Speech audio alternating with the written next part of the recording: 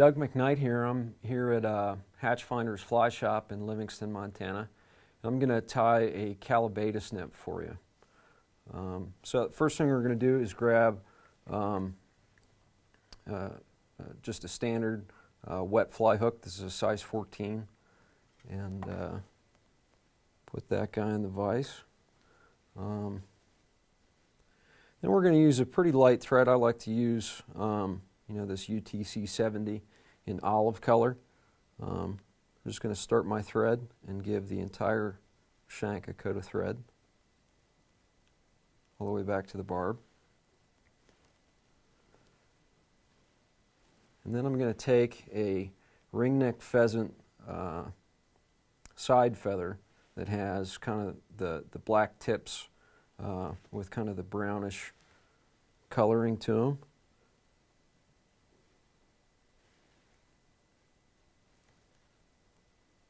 I'm going to cut off maybe about half a dozen fibers.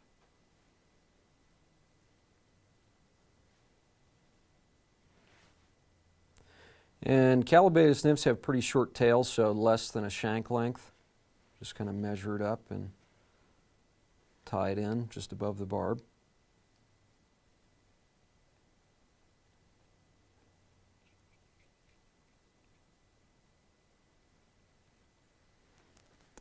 Next, I'm going to take a piece of some olive ultra wire and just tie that in there for the rib.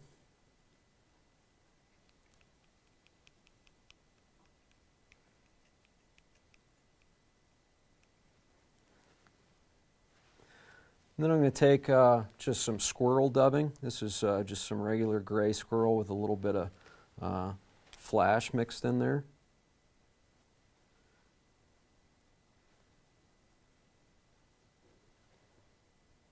I'm going to start out pretty fine with the dubbing and then kind of make it a little bit fatter, maybe about 1.5 inches of dubbing. And just kind of wind that forward to just slightly past the halfway mark on the shank.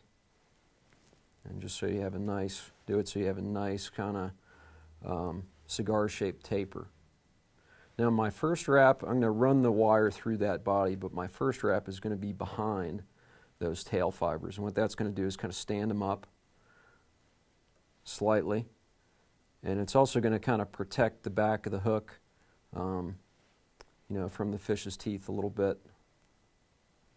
I'm just going to wind that wire through the body 4 or 5 times, tie it off, and remove the excess wire. Next, I'm going to take just a regular pheasant tail and cut off maybe about a 1/4 inch section of that. And this fiber it's kind of a brownish, tannish color on top, and it's just about black on the bottom. And it's also quite a bit shinier on the bottom. And just like most mayfly nymphs, when Callibaetis emerge, right before they emerge their wing pad, the thorax gets very dark, almost black. And this is a great pattern to fish. During a Callibaetis hatch, I throw this to rising fish all the time and strip it back real slowly or fish it under an indicator. It's a devastating pattern on the lakes when you have Callibaetis hatching. So we tied that pheasant tail in just like a normal, say hare's ear nymph. Can even wind back onto the body just a little bit. I'm just going to take some more dubbing. And with this part right here, you can put that dubbing on a little bit thicker. Definitely want the thorax a little bit thicker than the abdomen.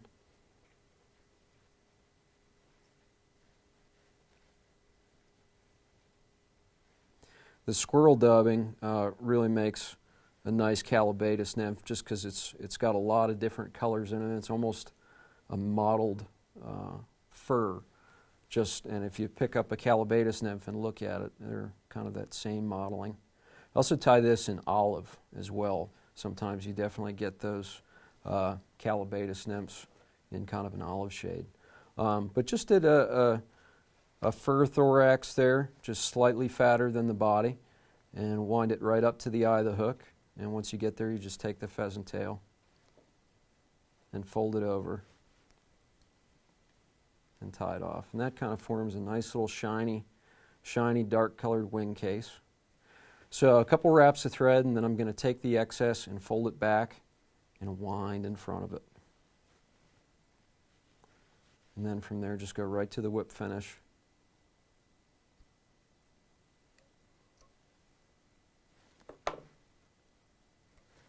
And I usually trim this pheasant tail, I usually leave a little bit, almost like an elk hair caddis, the way you would trim that. It just gives that the front just a nice little head shape.